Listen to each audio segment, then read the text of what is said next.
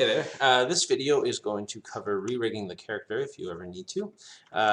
So let's take a look at this. I'm going to give you like a quick breakdown in rigging. I know you guys haven't done it before, or I guess skinning because the rig's already done. So let's say you have your SphereMan and you guys really want to remodel him or change his model, replace his gloves, add a nose to him, whatever. You have two options. Number one is you can go down to the under the modifier, go down to editable poly, and this will warn you about some stuff. You can say, okay, the character will move. Now, as long as all you're doing in here is, scaling stuff like this, maybe moving around a couple verts, doing a couple really small changes, like you just wanted to, make this part stick out a little more, right? Something like that. If that's all you wanted to do, yeah, you can go back to skin, and most likely the character will still be okay. If you go to motions and turn on his run animation, most likely everything is still fine. He's going to be okay with that. Now, that's all well and good, but sometimes you're going to want to do some more changes. You're going to actually want to remodel him or significantly change his stuff. Now, if you go in here and you start remodeling stuff, if you extrude something from here, let's say, and you actually change the amount of polygons in this mesh, and you go back to skin, it might do an okay job trying to figure out what to do with its life here. Let's see. Yeah, it actually did a pretty good job. So there are times where you can change the mesh and it will do its best to try and understand where these new polygons and vertices should go. But there's definitely times where you're going to try and remodel some stuff and it's just not going to work out.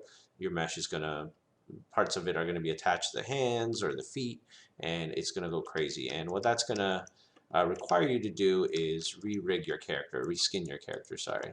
So basically what happens when we create characters is we model a character like this guy, and we make a skeleton for him like this, and we have to skin him onto the skeleton so we know when we move, let's say, this little bone that, only that one finger will move, and not the other fingers and stuff like that. By default, Unity or 3D Max just can't know what you actually want with this bone. Do you want it to move this vert or that? It's all just shitty, kind of math and stuff. So even some of the skinning I've done on the original character isn't like the greatest. So you'll see here like the thumb's kind of bending weird at times, not really doing what it's supposed to, and all that. So that's just a pain in the butt, but that's basically called skinning. So let's take a look at what that means to you. So you've gone through, you've needed to take this character and you needed to collapse him all the way down. All right, he's done. All right, you remodeled him, you added whatever, wings, a butt on him, whatever.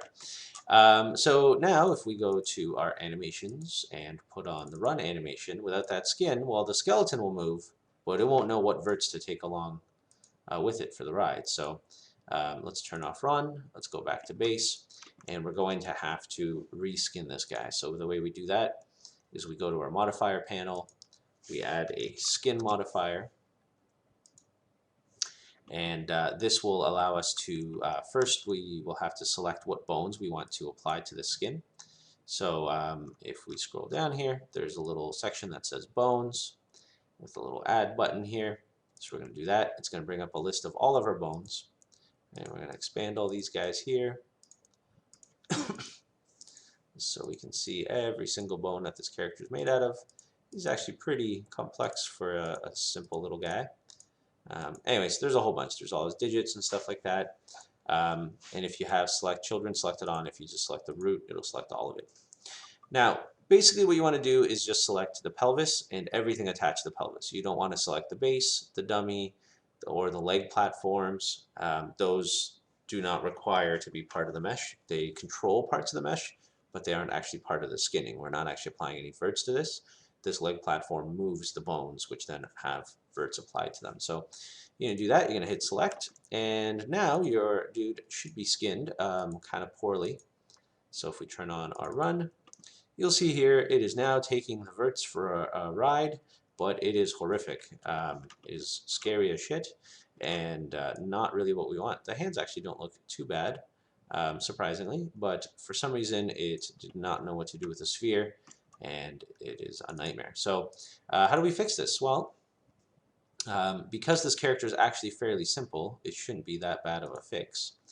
So the first thing we want to do is select our skin modifier here, and we're going to scroll all the way down here past all these bones, and we're going to open up this little weight tool down here, this little gear looking thing. I'll click that, and we're going to get a weight tool on there. So by default it's going to be grayed out. Scroll all the way back up and hit edit envelopes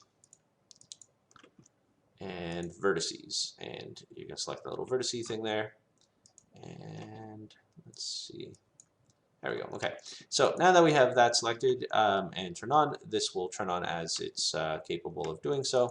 So let's see what we can do. So number one, I have like a spine and all these other things in here, but really this entire sphere just needs to get rigged to this main bone here, which is our rib cage, I believe. So you'll see here when I select my rib cage, part of the mesh goes red, parts are different colors, and this color scheme is basically telling you which vertices are weighted to this bone. So red means they are 100% weighted to that. Ones that are,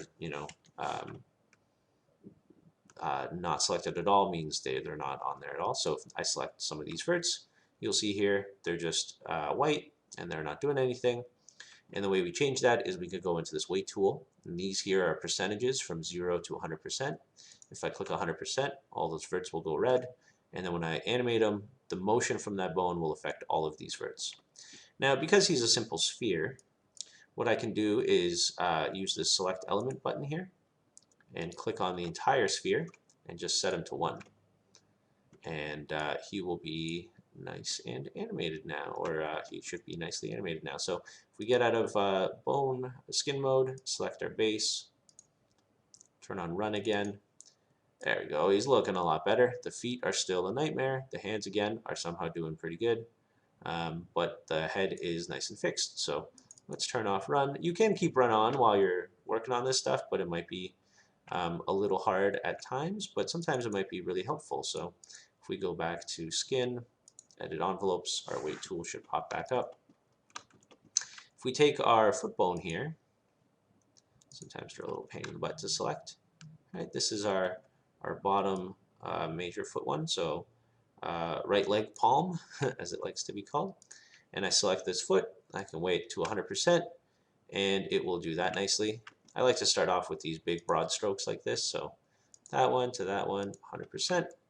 And now if we scroll through our bar, you'll see that it looks a lot better. Now the one thing we're not getting is we're not getting this bone here should be affecting the bend of the shoe.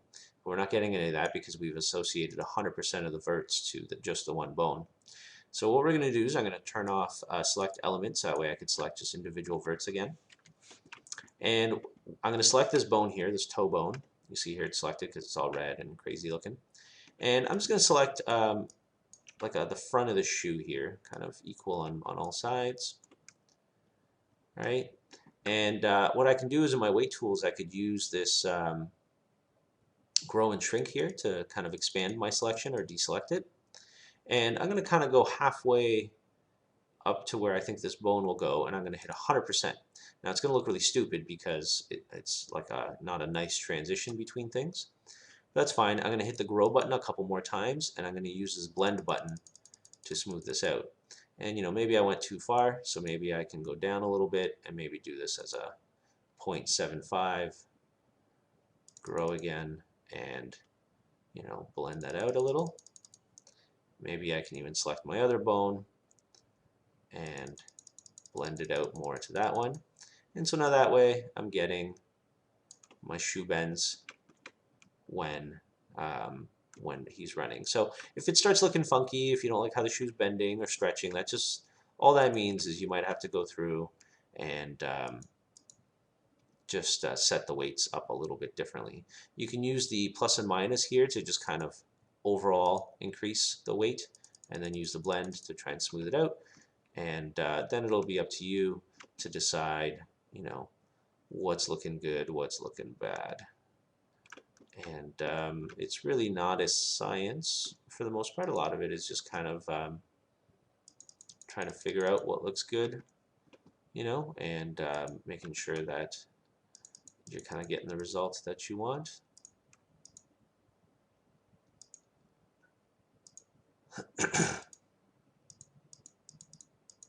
Right, you know, do your best, right? It doesn't have to be perfect. Your character's fairly small, so that's fine. I'm going to go back to my base node here and select a different animation to work off of. I'm going to select my jump. The reason I'm selecting my jump is because my dude makes a fist with it, so I can see if my fingers are broken at all, and I can start seeing there's some definite craziness going on with my fingers, right? From there to there, there's some weird protrusions and things. So what I'm going to do is going to go back to my character, edit envelopes, select this guy, and start seeing, you know, oh, this hand is affecting a whole bunch of stuff, right? So if you want to keep what's kind of already there, that's fine, but I like to start from scratch. Let's take a look at why. This bone, for instance, is affecting these fingers, which I obviously do not want this bone affecting that finger. Vice versa, right? Like the tip of this finger, you see it's starting to stretch over here. The reason for that is because the tip of this bone is actually affecting that guy a little bit. Not something I really want. So what I typically like to do is I'll select the main wrist bone here, and I will actually just undo all of Max's auto skinning, and I'll just put that to 1. Right? Select this guy here, and you know, maybe I want a little bit of this hand to be affected by this bone when he bends. So what I can do is I can select a couple verts, hit the loop, grow a little bit, and then, you know, maybe set it to like 0.1, 0.5 or something, and then just blend those out. Right, so not a lot, but just a little bit of squash and stretch from there. And then I'll do the same thing for these fingers. So let's say I select this whole finger here up to halfway, right? And then I can grow it a little, and then maybe select that to 1. You know, maybe blend that out a little bit. Select this guy, shrink it down a little, set that to, you know, 1. Grow that out, blend it, and kind of rinse and repeat. There's no real secrets or magic to this stuff. Excuse me. It's just really just awful, awful time-consuming madness. This is why I don't make you guys do a character in this class, a mandatory character anyways, just because it's a lot of work. And if you haven't done it before, you know, you guys are doing a whole class on it now, which will help you out a lot.